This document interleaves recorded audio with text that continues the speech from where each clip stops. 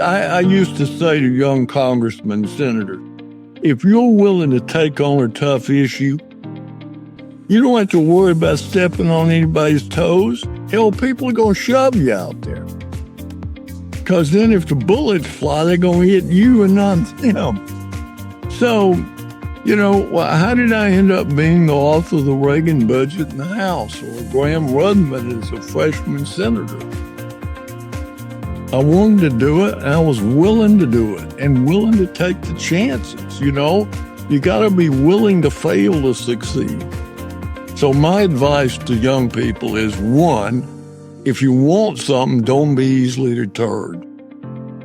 Don't just think bull effort will get it for you. Learn what you need to learn to do what you need to do to get where you want to go, to do what you want to do. Welcome to the Going Big podcast. I'm your host, Kevin Gentry, and this is the place where we celebrate bold moves and big ideas. Each week, I sit down with inspiring leaders, entrepreneurs, and changemakers who are making a significant impact in their careers and in their communities. Whether you're looking to level up your leadership, pursue your passion, or just get inspired to take your next big leap, this is where those stories come to light. Now, if you're listening on iTunes, YouTube, or anywhere else you tune into podcasts, be sure to hit that subscribe button so you'll never miss an episode. Now, let's dive in to what it means to truly go big. Well, I'm really pleased to welcome as my guest on the Going Big podcast, former United States Senator Phil Gramm, who frankly, his whole life is defined by going big. And as you're going to learn from this conversation, everything from decisions he made as a child, going through his education, becoming a college professor, a member of Congress, and then a United States Senator from the great state of Texas, then into investment banking, all kinds of different things. But his perspectives, insights, outlooks are awesome. But Senator Gramm, this is the Going Big podcast. So pleased to have you as a part of this. Do you think you can still go big in America the same way you could when you were a young man? Start us off by how do you see America today? Can somebody still go big? Well, first of all, thank you, Kevin, and thank you for all the problems in connecting up. I'm on the other side of the digital divide, so it's very hard. The answer is yes. People have done great things in America in the past.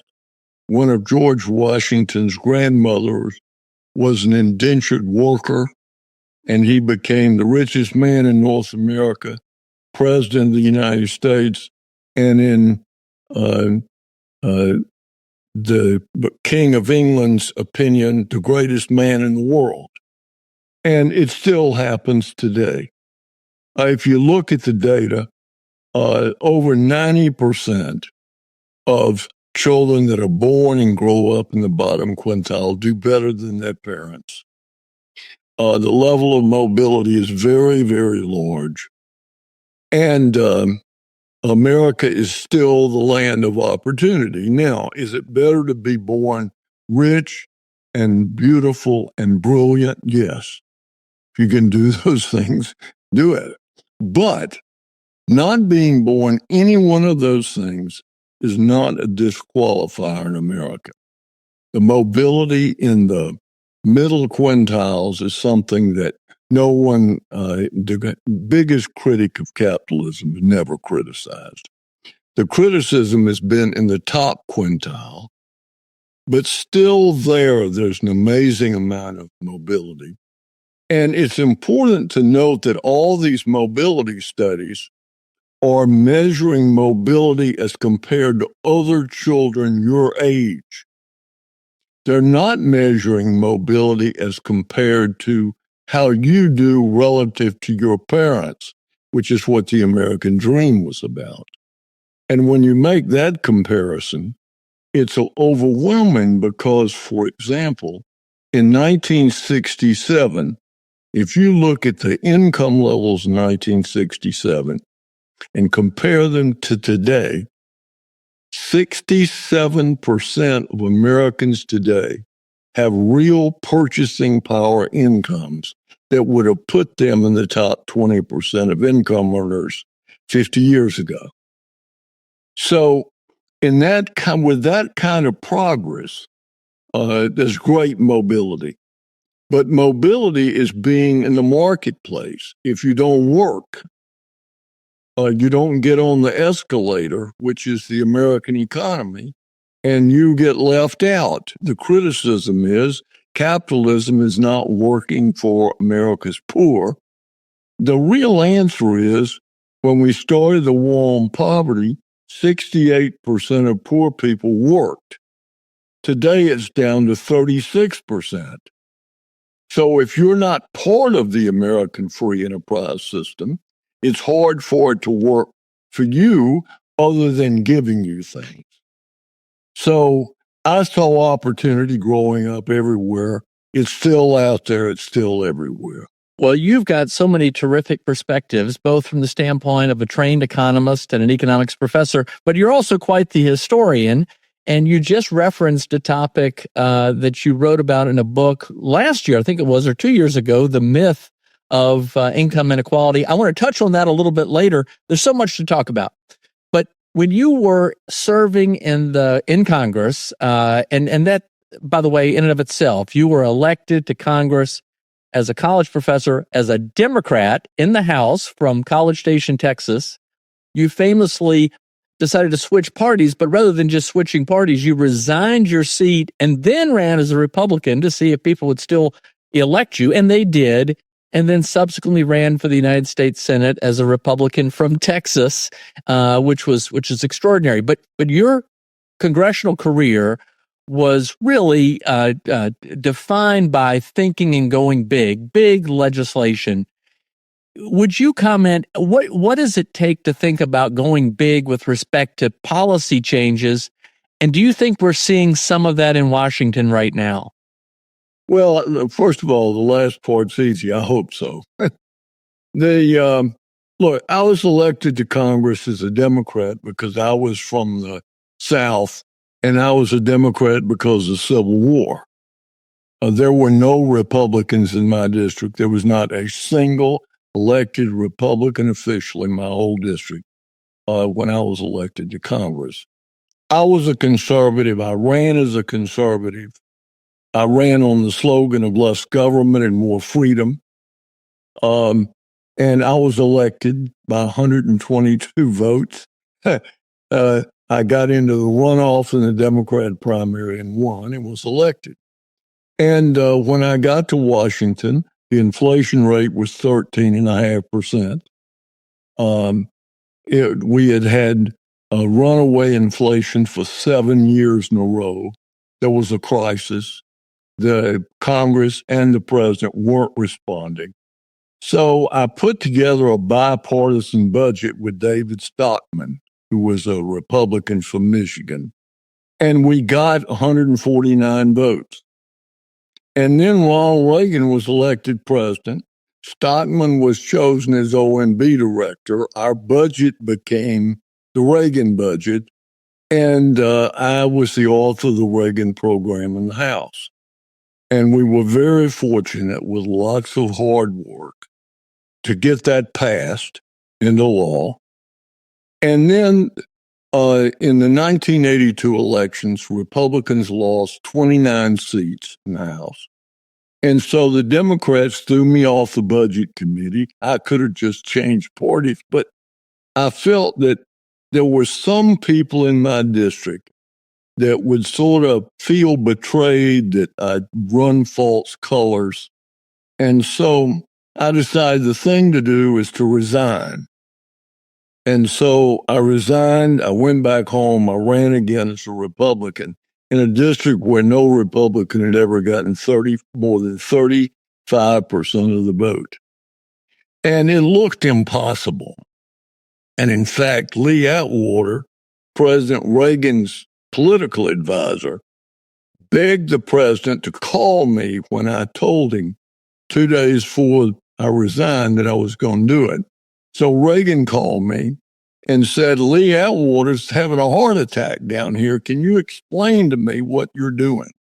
And so I explained to him I'd been elected as a Democrat, and I'd been thrown off the budget committee, that I could change parties. But I thought the right thing to do was to resign and go home and let people decide. And so Reagan said, well, it sounds to me like exactly what you ought to do.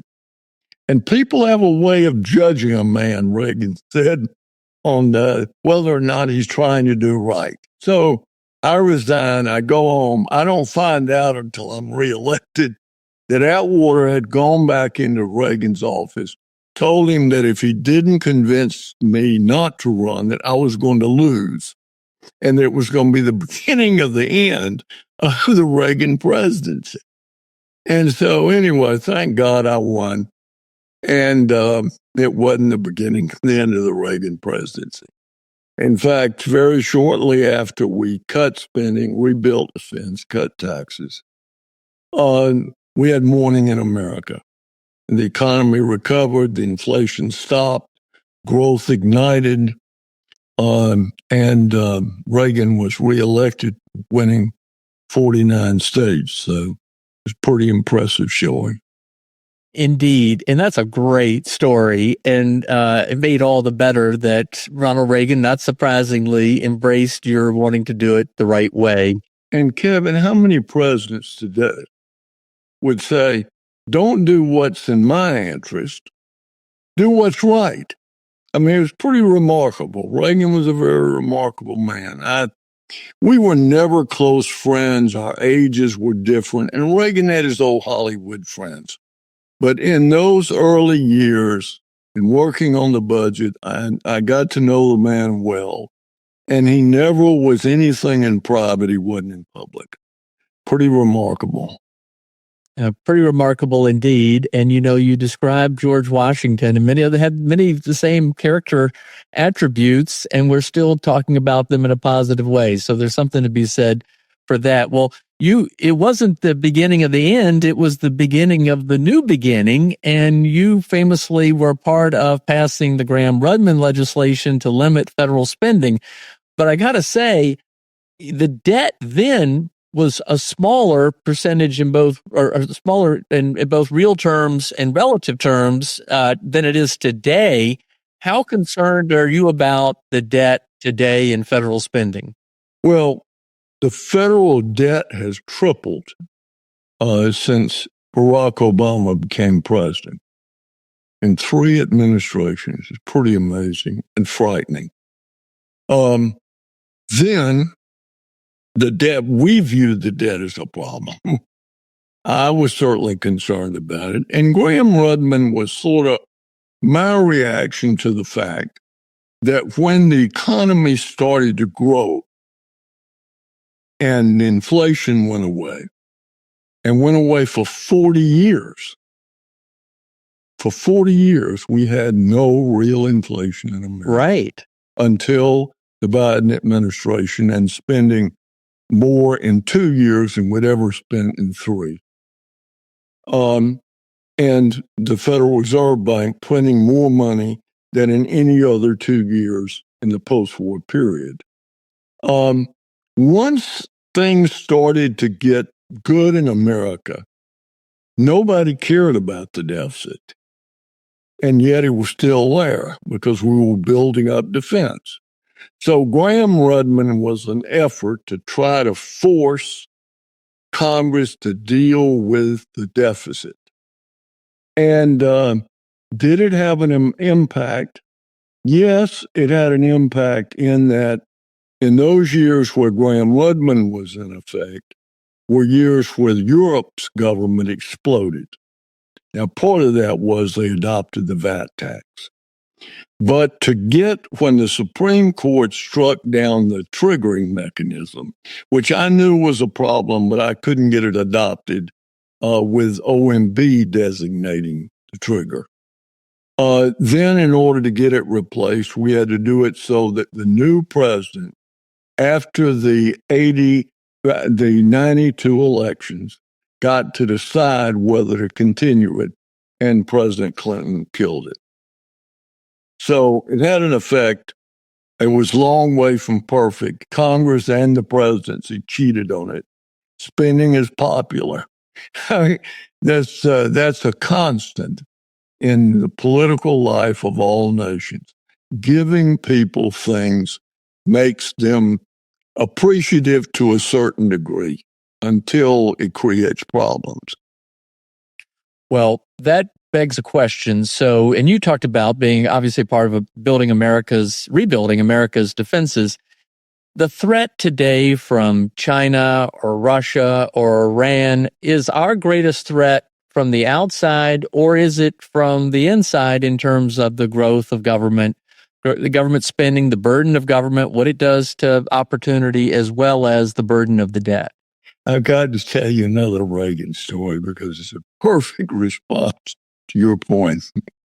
One day, after Gramm-Rudman had been adopted, I was going to an event in the White House, and the president pulled me aside and said, Phil, Cap Weinberger, who was the Secretary of Defense, says that you and Gramm-Rudman are more dangerous than the Soviet Union. Please tell me it's not so. And of course, he was joking. But I said, Mr. President, I'm going to ask you a question. Deep down in your heart, do you believe Moscow is a greater threat to the future of America than Washington? And the president said, I better not answer that question. That could get me in trouble. So, yeah, look, they're both threats.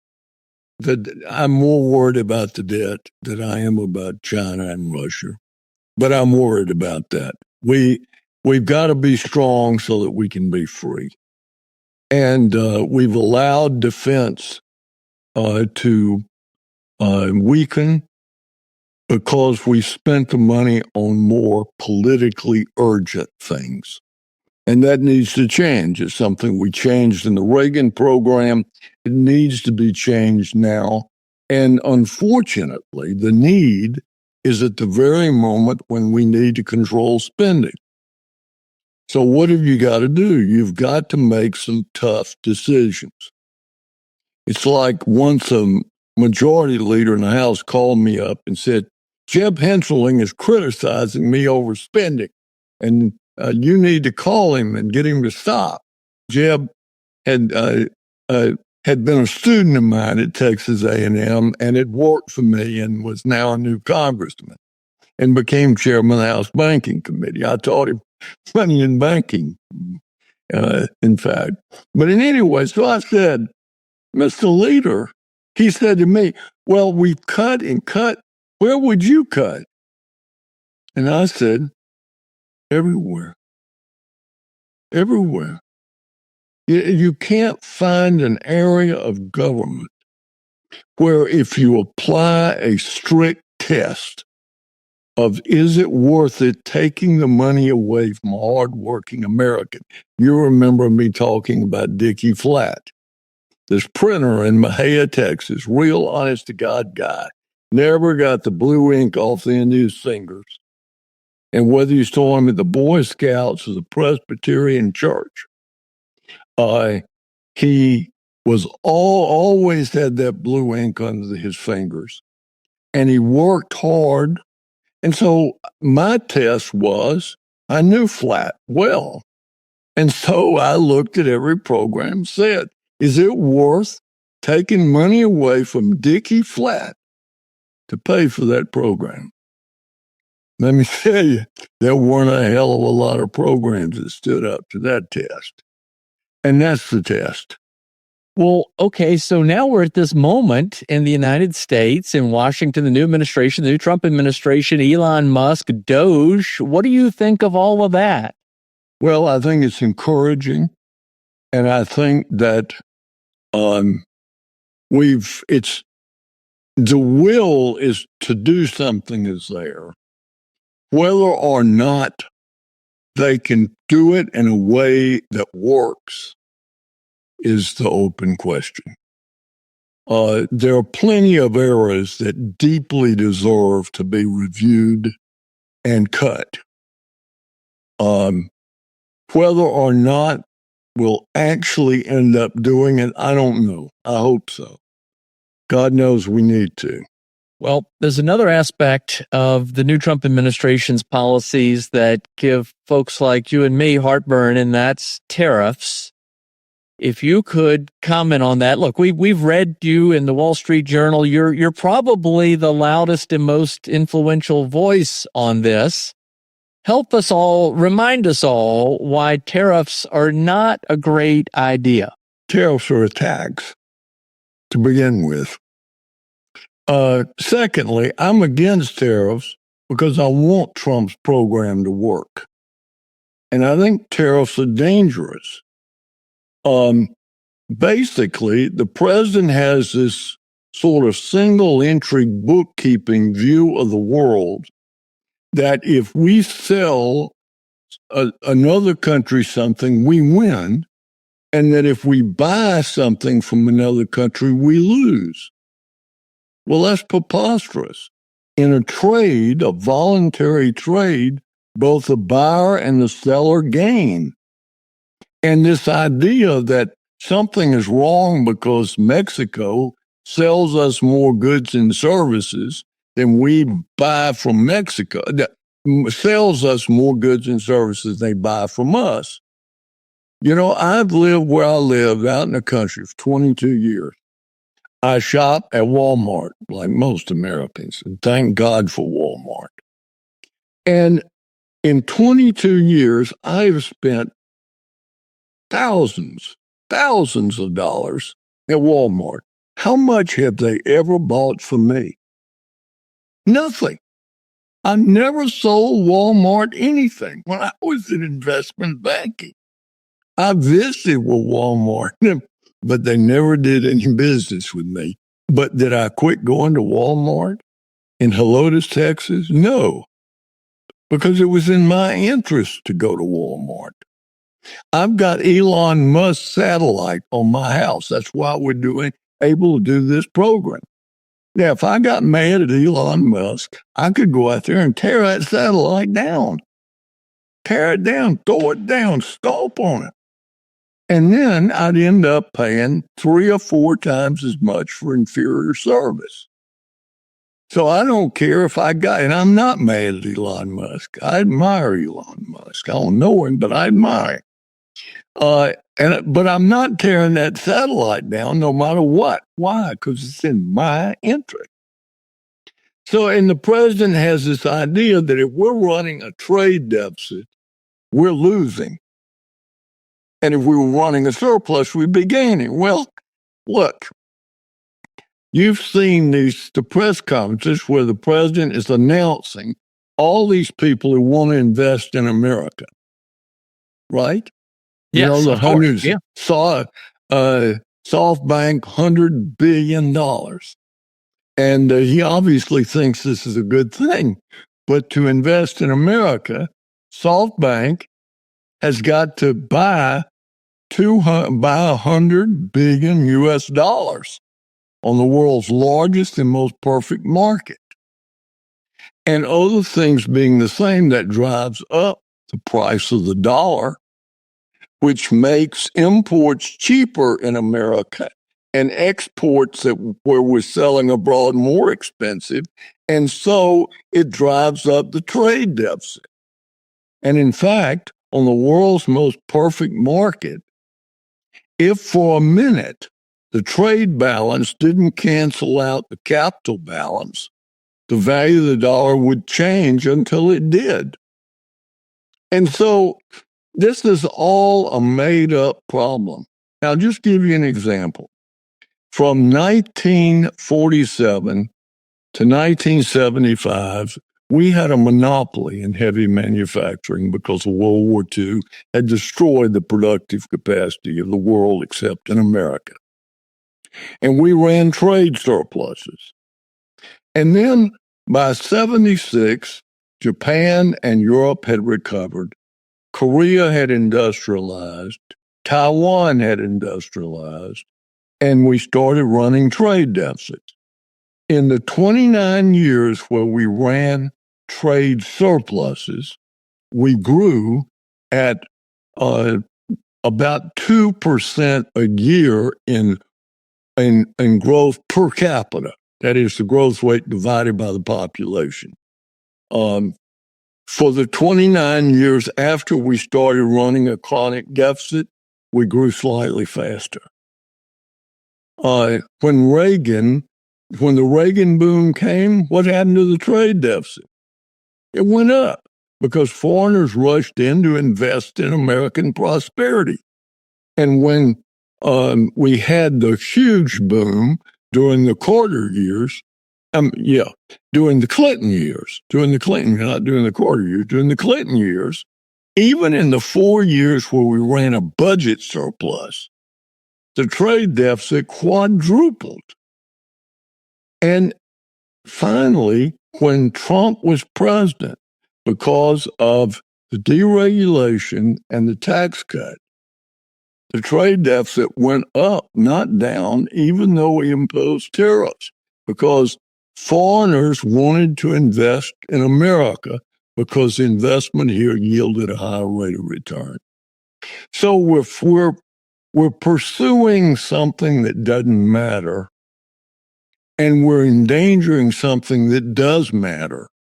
Economic growth, prosperity, prices, inflation. And the economies grew in the last quarter by 2.3%. Most of that growth was driven by people consuming at levels that aren't going to be sustainable at their current income, and by government spending, which we're trying to cut. And there's no other country in the world that's really growing by very much. So they're not going to help us in terms of buying our goods. So why put prosperity at risk pursuing trade policies that don't make any sense? That's my argument. Well said. I wish you had more of a platform. You do, and everyone, I think, people really do listen to you. Yeah, read my stuff in the Wall Street Journal, and you're going to hear, and again, I'm not trying to criticize the president. I want to fix this problem. The president talks about and his supporters say, well, in the 19th century, we had trade deficits. We had high tariffs, and yet we grew. Well, in the 19th century, government didn't have the ability to impose an income tax. We tried taxing whiskey, and it caused an open rebellion. And so tariffs were about the only source of revenue for much of the 19th century. But when tariffs were falling, those periods from 1830 to 1860 and from 1870 to 1890 are the periods where we grew fastest. And McKinley offered his famous tariff as a House member, and the political reaction to it was so disastrous for Republicans that McKinley was defeated. It was a bloodbath for Republicans. And when McKinley was ultimately elected president, he set out a policy to open up trade because we were producing more than we could consume, and we needed markets. So the president's drawn the wrong lessons from the 19th century. Well, thank you. This is enough said on the subject. It's a subject I feel very strongly about. Well, you keep speaking out. I think it's very important. And as you know, I wanted to have you on now because it's such a timely message. And you've always been speaking out about these sorts of important things. And thank you. You give a good clarity to it. Related to this, you talked about, the Reagan years, 1984, the electorate was realigning. There was a new coalition of people supporting the Republican Party under Reagan than had existed prior to that. The new Trump coalition and Republican Party is different. And you look at people like Robert F. Kennedy Jr. and Tulsi Gabbard. How do you see the continued changes in the composition of the Republican Party? Well, it's different, but in many important ways, it's the same. Reagan won with what were called Reagan Democrats. And they were basically working Democrats who were tired of the inflation and who wanted prosperity to come back. That's the basis of the electoral success of Donald Trump. What frustrates me, and the two appointments, it's hard to gauge to what extent they're political and what extent they're real. The fact that their views are different doesn't frighten me. The prevailing views have given us the problems we have now. Maybe people who think different will do it differently, and maybe the outcome will be different. But the fundamental building block of the Trump majority is blue-collar Americans. And what drives me to distraction is Republicans who say, oh, we're beginning to get blue-collar votes. So what we need to do is we need to fund programs that benefit blue-collar Americans. Well, my God, if programs bought their vote, they never would have voted for us to begin with. Why buy a phony when you have a real thing? Democrats are spending somebody else's money. You can't outbid them. They voted for us because they want prosperity. Promote the prosperity, deregulate, cut their taxes, not with some phony baloney refundable tax credit where we give money to people who don't work, but by lowering the tax rate to encourage people to work, save, and invest. There's nothing that bothers me more than Republicans who say, now that blue-collar workers are voting for us, we need to promote programs that are more like Democrat programs. Well, my God, if those programs work, why did they vote for us? They voted for us because they were tired of the inflation. And quite frankly, they were tired of both husband and wife working and living right down the street. There's a couple where nobody's breaking a sweat that's about as well off as they are because welfare is so generous, which is a point we make in our book that you mentioned earlier. That if you look at the bottom 60% of American earners, our welfare program is now so generous that basically the bottom 60% have virtually the same income, even though only 36% of work age persons in the bottom 20% of earners actually work, and some 90% in the middle 20% work. And that's a terrible injustice and one that we need to deal with. All right. With all that said, are you still bullish? Should we still be bullish about America? Should we still be optimistic about the future? Well, nobody ever made money by selling America short. And look, I grew up in this country. Neither of my parents graduated from high school. My brother was the first person in my extended family of about 1,800 people who graduated from high school. He went to college. When he was commissioned, an officer in the United States Army, those gold bars, the biggest day of my mother's life. She never understood a PhD, and in some sense, didn't quite understand that I was the senator.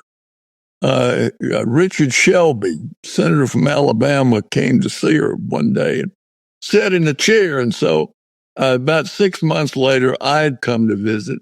And so she was telling me, Richard Shelby sat in that chair.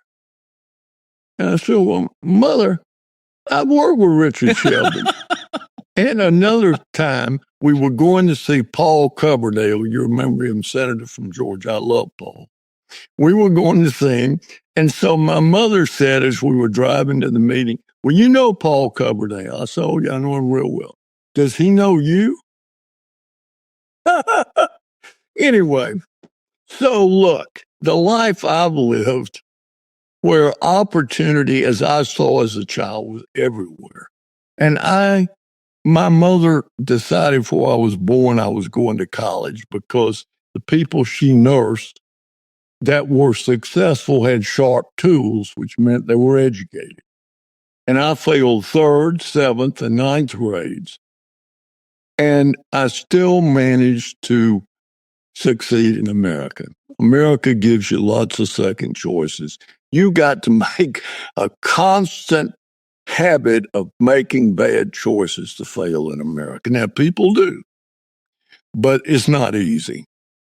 So no, I'm never down on America. And I always want America to succeed. Even when we have Democratic Congress, Democrat presidents, I'm never going to cheer against America. I want programs that work, that make America better. And that's more important to me than who's in the White House or in Congress.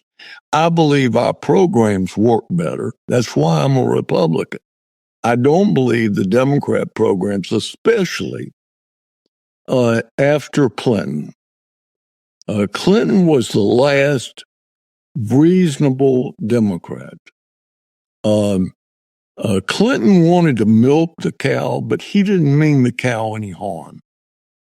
Obama wanted to bruise up the cow's tits, and Biden wanted to kill the cow. And that's the difference. The Biden regulators not only were hostile to the people they were regulating, they were hostile to the basic system of the country. And that's dangerous. And I highly applaud the regulators that President Trump is putting into office. Deregulation is far more important than I initially believed. I remember President Reagan saying to me, well, you know, we're all focused on the budget and it's important. But he said, I think what we're doing in deregulation and what Carter did in deregulation is far more important than people realized. I never disagreed with that publicly, but I wasn't so sure, but I'm sure now. The deregulation that the Trump administration is going to do is going to be as important, if not more important, than the tax cuts. We have really hurt the business environment in America. We have Europeanized America under starting with Obama and then with Biden. And it needs to be reversed, and the reversal's got to be pretty dramatic. Pretty dramatic. By the way, when it comes to deregulation, your wife, Wendy, is a superstar. And so the combination of the two of you all in your public service has been an awfully big dividend to America. I've got two final questions for you. Well, I got to tell you, Kevin, Wendy has a picture of herself and Reagan, and he signed it to my favorite economist. And my wife is a lot easier to love than me, so I don't resent it. That's terrific. Well, we love Wendy Graham, and you all are both a significant contribution to America. Every good thing in my life came from her. Hear, hear. All right. So here are the two final questions. And by the way, I just want to say you referenced your book, but The Myth of Income Inequality is an important book. And for anyone listening, strongly recommend it. It won the Hayek Book Prize. It's so important. And I mean, you've got another book coming out, right? Yeah, it's called The Triumph of Economic Freedom, Debunking the 7 Great Myths of American Capitalism. It'll be out in May. So I think it's a quite good book. I'm very pleased with it. I've been writing articles for a long time. I don't have a contract with the Wall Street Journal, and they're not obligated to publish my articles, but they published over 125 of them. And so I'd written so much on income inequality and poverty that I thought I ought to bring it all together. And I was fortunate to find in John Early, a former deputy commissioner of the Bureau of Labor Statistics, somebody who really knew how we collect data and report data in America. And so the book starts out to basically show that the Census Bureau greatly overstates poverty and income inequality by not counting 2/3 of all transfer payments as income to people who get the payment, like tax credits, and by not taking taxes into account for high-income individuals who lose as much as 42% of their income in federal, state, and local taxes. So the Census Bureau says the ratio of the top 20% of income recipients to the bottom 20% is 16.7 times. But when you adjust for transfer payments and taxes, it's 4-1, not 16.7-1. Wow. And you can say 4-1's too much, okay? But it's a different debate than 16.7-1. We say the poverty rate's about 11.5%, but if you count all transfer payments, the average household in the bottom 20% of earners is getting, listen to this figure, $64,700 a year on average in government benefits. Oh, so therefore the people in the middle are really covering a burden as well. Well, what's happened is, of course, that the benefits you can get from the government are so big that if you don't have skills, what's the reward for working? Right. And so what has happened is, since the war on poverty started, the number of work age persons in the bottom 20% of earners has fallen from 68% to 36%. We only have 36% of work age persons in the bottom 20% of income recipients who work. I mean, it's astonishing. Astonishing. So you wrote that book with John Early. Your new book, is he the co-writer? Who's helping? No, it's with Don Boudreaux, who's George Mason. And I was attracted to him because he thinks like I do and lives like I do. And his major professor, Bob Eklund, was one of my dearest friends. And he told me, you need to get to know Boudreaux. So I did, and I think we're a pretty good team. Excellent. Well, I'm going to have Don Boudreaux on this podcast as well. Sure. Okay, here are the two final questions. First off is, if you look back on yourself as a younger person, young man, what would you tell that younger self to have done differently now that you have this perspective in life? I'll tell you one thing, Kevin. I wouldn't want to throw the cards back in and reshuffle and redeal. It would be hard for it to turn out as well as it's turned out for me. Interestingly enough, Wendy and I have talked about this a lot. I think the thing that I would change and she would change, we agree on it, is we would have more children. We had 2 children, 2 boys. They've both been very successful.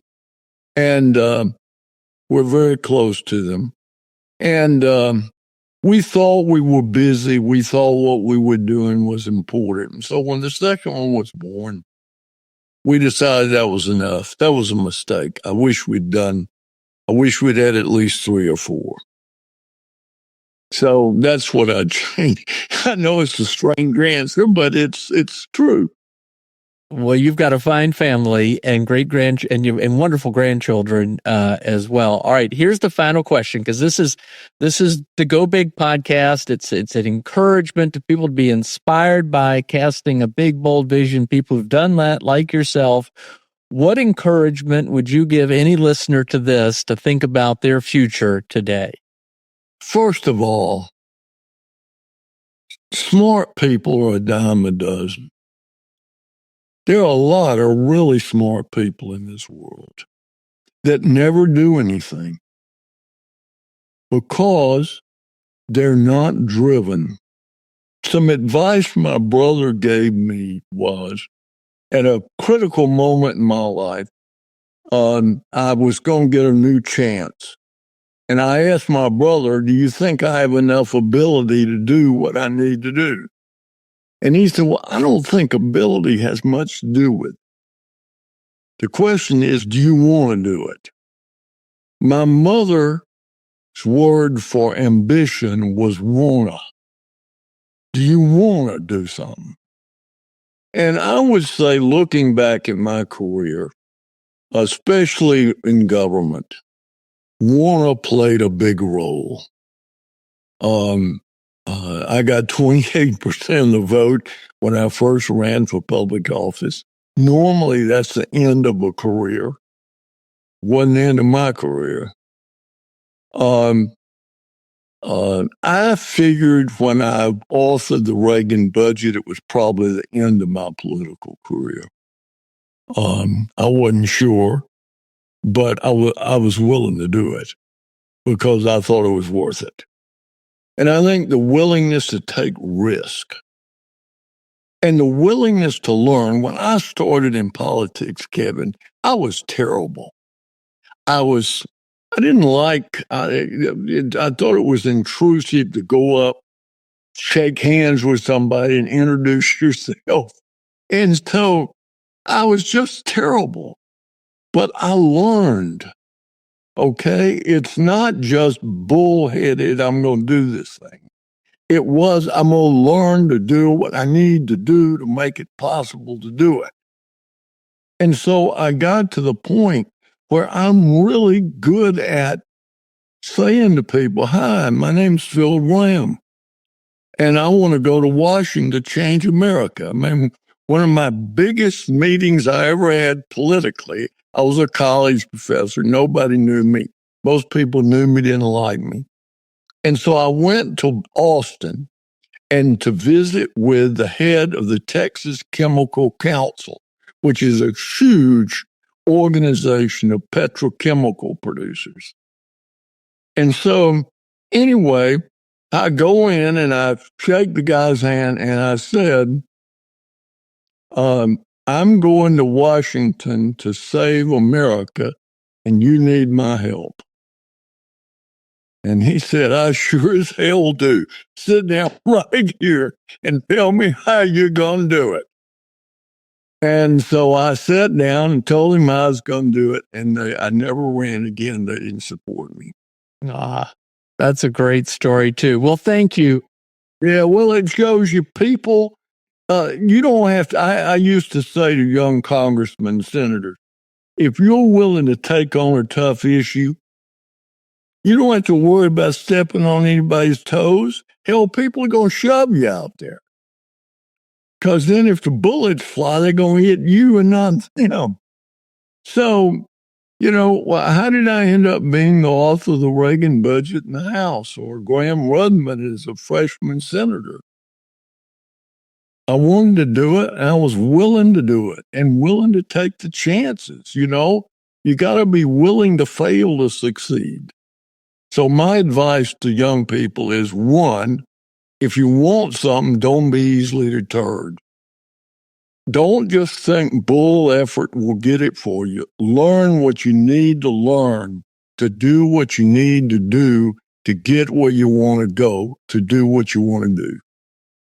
I think those are and another suggestion I have to young people who are thinking about getting into government. Be successful at something else first. Do well before you try to do good. Know the system you're trying to save before you try to save it. I'm always a little suspicious of people that want to get into politics but have never done anything else. And maybe it's because of my experience. I had no outward and visible signs of political interest. I had never had my picture in a college annual. I got promoted to full professor when I was very young. And I woke up the next morning and I was an adult. And I had 2 little children, and I didn't like what was happening in America. And so I started speaking out about it. And that led to the career I've had.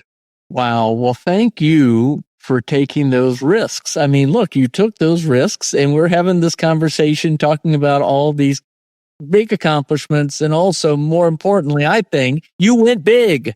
You thought big, you cast a big vision, and you went big, and you took those risks. Well, Kevin, thank you very much. I've enjoyed doing the program. You are a very patient man to help me get on the thing, get all this wired up, and I appreciate it. And I appreciate you. You're a good man. We need more people like you. You're very nice. We thank you. Keep speaking out. Please keep speaking out. As long as I'm alive, I'm going to stand up for what I believe in. And if I believe in anything, it's trade. Therefore, I'd been elected. Let me tell you a story. I'd been elected to the Senate about 3 months.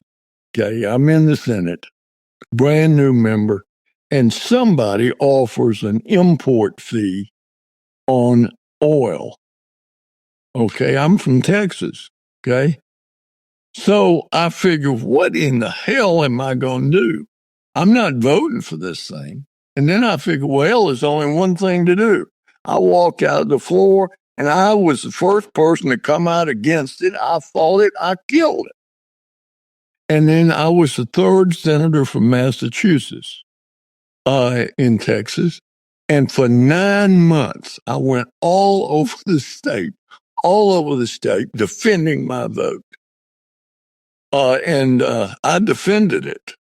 I went into chemical plants. I spoke in cities. I answered questions. I debated. And, when I ran for re-election, I won. Which shows you, well, 2 things. One, I really believe in trade, and I'm really against tariffs. And 2, if you're doing the right thing and can explain it, you can do it. You're here. Now, granted, I represent the greatest state and the greatest country in the history of the world, and that was a big damn advantage. But, I stand up for what I believe in. Thank you so much. I appreciate you. Senator Phil Gramm, thank you. We're looking forward to your new book. Thank you. Thank you. Be sure and buy it, but more importantly, read it. I don't need the money. I need people to know these things. Thanks for tuning in to the Going Big podcast. I hope today's conversation left you feeling energized and ready to tackle your biggest goals. Don't forget to subscribe and leave us a review on iTunes, YouTube, or wherever you listen to podcasts. It really helps spread the word, and it gets these inspiring stories out to more people. You can also find more content, resources, and updates at our website, goingbigpodcast.com. Remember, the only limits are the ones you don't challenge, the limits that you impose on yourself. Keep pushing, keep growing, and above all, keep going big. See you next time on the Going Big podcast.